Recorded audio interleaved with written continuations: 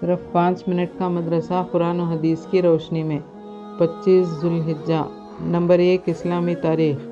عالمگیر رحمۃ اللہ علیہ کی دینی و علمی خدمات۔ اورنگزیب عالمگیر رحمۃ اللہ علیہ کو اسلامی و شرعی علوم سے خاص لگاؤ تھا۔ یوں تو ان کے دور میں بہت سے دینی اور علمی کام انجام دیے گئے اور بہت ساری کتابیں شائع کی گئیں۔ انہی میں سے علامہ حسن کی کتاب روشیہ اور دوسری کتاب مولانا محمد مصطفیٰ کی نجم الفرقان ہے، جو قرآن مجید کے الفاظ کی فہرست انڈیکس ہے۔ اس کے علاوہ ان کا گراں قدر علمی کارنامہ یہ ہے کہ انہوں نے ہندوستان کے علماء کی ایک جماعت کو حکم دیا کہ فقہ کی تمام کتابوں سے مسائل منتخب کر کے ایک ایسی جامع کتاب تیار کی جائے جو فقہ کے تمام پہلوؤں پر حاوی ہو۔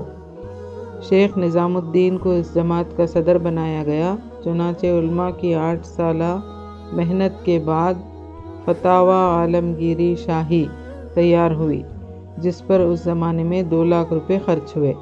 بادشاہ کا معمول تھا کہ روزانہ اس کتاب کا 1 صفحہ شیخ نظام سے پڑھوا کر اس پر غور و فکر کرتے اور پھر علماء کی متفقہ رائے سے اس کو لکھا جاتا۔ حقیقت میں ایک ایسا علمی کارنامہ ہے کہ جس نے علماء و طلباء کو فقہ کی تمام کتب سے بے نیاز کر دیا۔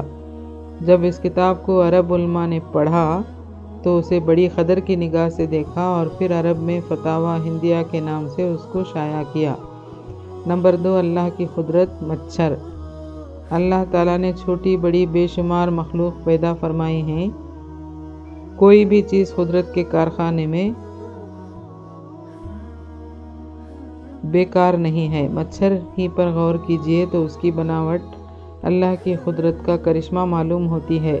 وہ جب انسان کے جسم پر بیٹھتا ہے تو اپنی سونڈ جلد کے مسامات میں داخل کر دیتا ہے اور پیٹ بھر کر خون چوس لیتا ہے، اور حیرت کی بات یہ ہے کہ اس کی سونڈ اتنی باریک ہونے کے باوجود نلکی کی طرح ہوتی ہے۔ آخر اس کی اتنی باریک سونڈ میں سوراخ کس نے پیدا کیا؟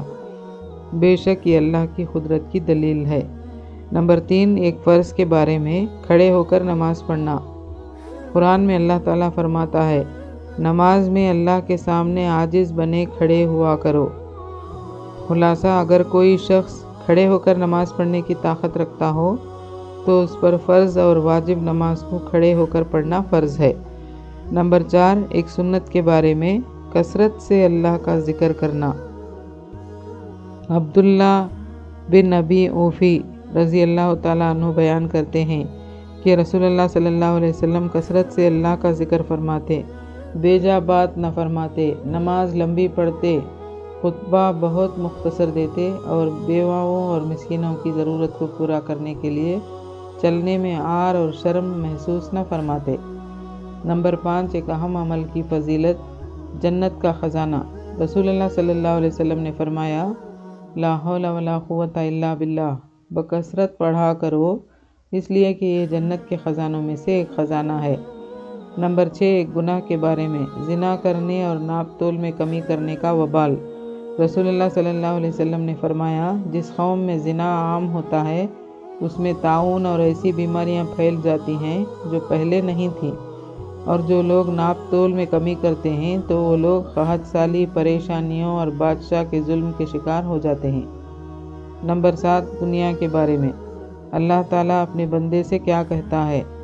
رسول اللہ صلی اللہ علیہ وسلم نے فرمایا، اللہ تعالیٰ فرماتا ہے، اے ابن آدم، تو میری عبادت کے لیے فارغ ہو جا، میں تیرے سینے کو مالداری سے بھر دوں گا اور تیری محتاجگی کو ختم کر دوں گا، اور اگر ایسا نہیں کرے گا تو میں تیرے سینے کو مشغولی سے بھر دوں گا اور تیری محتاجگی کو بند نہیں کروں گا۔ نمبر 8 آخرت کے بارے میں۔ اہل جنت کا لباس۔ قرآن میں اللہ تعالیٰ فرماتا ہے، اہل جنت کو سونے کے کنگن پہنائے جائیں گے اور سبز رنگ کے باریک اور موٹے ریشمی لباس پہنیں گے۔ نمبر 9 طب نبوی سے علاج۔ کھانے کے بعد انگلیاں چاٹنے کا فائدہ۔ رسول اللہ صلی اللہ علیہ وسلم جب کھانا کھا لیتے تو اپنی تینوں انگلیوں کو چاٹتے۔ فائدہ۔ علامہ ابن قیم رحمۃ اللہ علیہ کہتے ہیں کہ کھانا کھانے کے بعد انگلیاں چاٹنا ہاضمے کے لیے انتہائی مفید ہے۔ رسول اللہ صلی اللہ علیہ وسلم اپنی 3 انگلیوں سے کھانا کھاتے تھے۔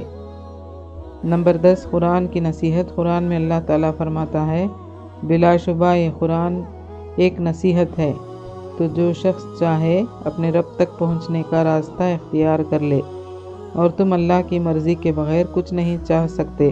اللہ تعالیٰ بڑے علم و حکمت کے مالک ہیں۔ جزاک اللہ خیر۔